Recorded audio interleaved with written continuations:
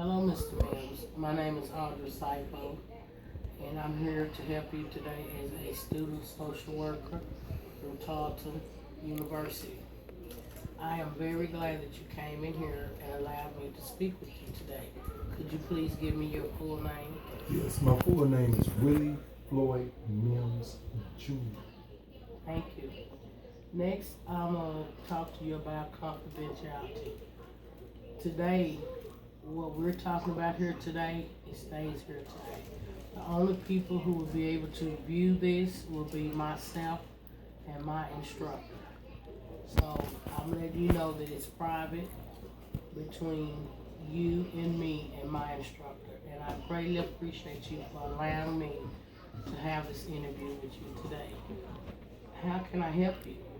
Well, Mrs. Saifo, I'm looking for help in various areas in my life, spiritual, mental, educational wise. Being in prison, incarcerated 18 years and 7 months has been, I wouldn't say a burden, but it helped me to see myself. And being back out here in the world, it's kind of hard to get a job. I'm kind of lost out here. Times have passed and everything, so I'm trying to get myself together. This is why I came to vent with you, to talk with you, so I don't go out and do something wrong to, hurt myself and be back in prison. Well, I'm glad you came here today. First of all, we're going to talk about it's great that you have survived and that you're here for help. First thing we're going to talk about is educating yourself. First things you can do is obtain a GED. And there are steps where you can go to obtain your GED: churches, schools. There are other resources for obtaining your GED.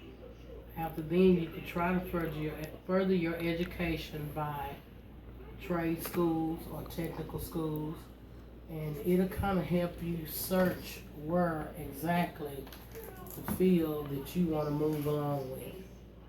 Then you can go to Texas Workforce, which have Project Rio, and they are a company that help ex-offenders get on their feet. While you're in the process of obtaining your GED, you can go to them and speak with them. They help you with gas, educate, job search, different things that they do to help you get on your feet from the incarceration. Then you have other things you can do, like cut yards, or maybe go to construction sites that are doing on the site hiring. There's different things that you can do to help motivate yourself and come out of I'm not gonna say that you're in a shell, but it helps you relief. When you get out, it gives you relief. Relief as a person to get out and go amongst other people and see different things and new things. Because yes, of course, that time period, times have changed. What else can I help you with today? Well, Mrs. Stockton, Ms. Saifo, I'm kind of struggling as far as finance, I need help in those areas. I need a car, I need a home, I need a place to live. Without that, I'm like an animal back in the streets, being led to do the things that got me back in prison. And I'm trying to avoid selling drugs, you know what I'm saying, or robbing or breaking in any building to get money. This is why I came to you to have this talk. I need someone that I can vent with that can help guide me and show me what I need to do, because my parents were not there for me. And talking with you, it does a lot for my spirit. It really helps me because you seem to understand me a lot more. And I never had nobody that I could talk to. And being out of prison, seeing you and being able to talk with you, it really comforts me when you give me that input that I need that can take me further in life. And so this is why I'm here to talk with you. Well, I'm glad that I'm able to help you today. And first things first, we have to stay on focusing, not going back to prison.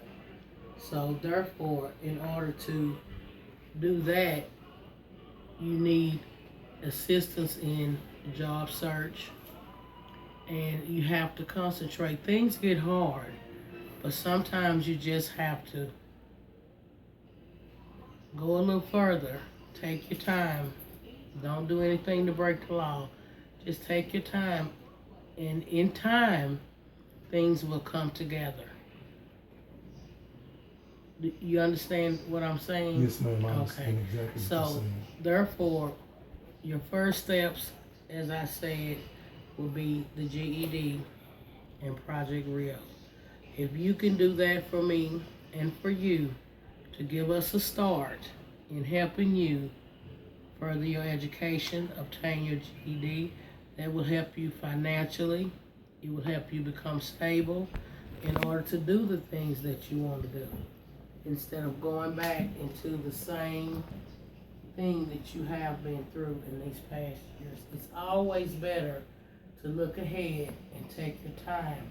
Whenever you're thinking about, well, I'm not getting any better, you are getting better because you're still here and you're free. So I think the best thing for you would be your GED process and Project Rio, and I think that would be a great start for you, Mr. Mills. Yes, it would. And Ms. Stockton, Ms. Seifel, I would like to ask you, I remember you was telling me about, I can get some transportation, a bus pass. Yes, they have bus passes, they have gas cards, and those are things to help you because you don't have enough finances to get out to do the job search.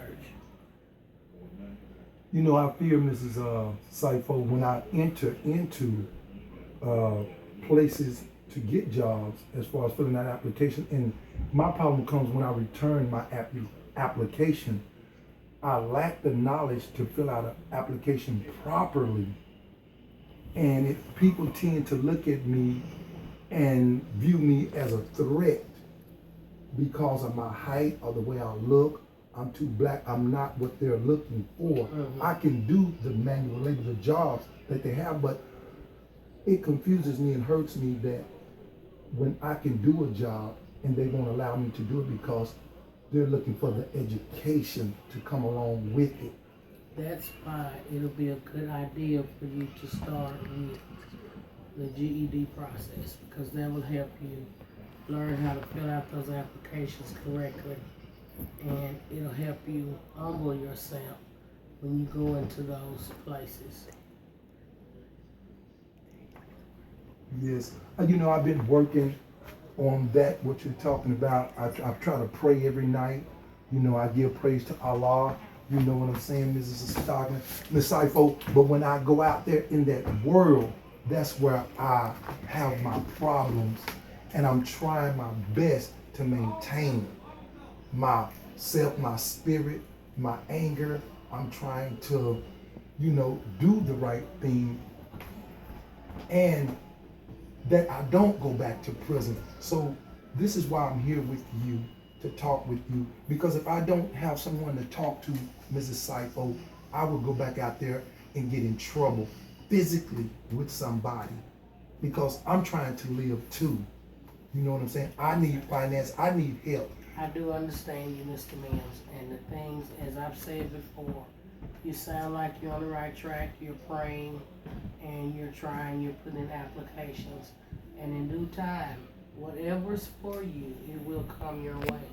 Just take your time, and they have different hotlines that can help you as far as when you feel like that you're stressed, or you feel like that, you know, maybe it's a very bad day for you.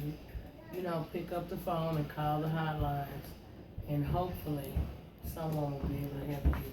I am so glad for you coming in today, and I thank you very much for this interview. Yes, ma'am. I want to say thank you to Mrs. Seifel, because it's been a great venting experience for me, because it's rare that I interact with anyone. I don't trust people anymore.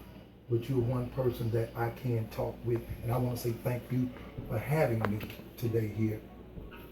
Thank you.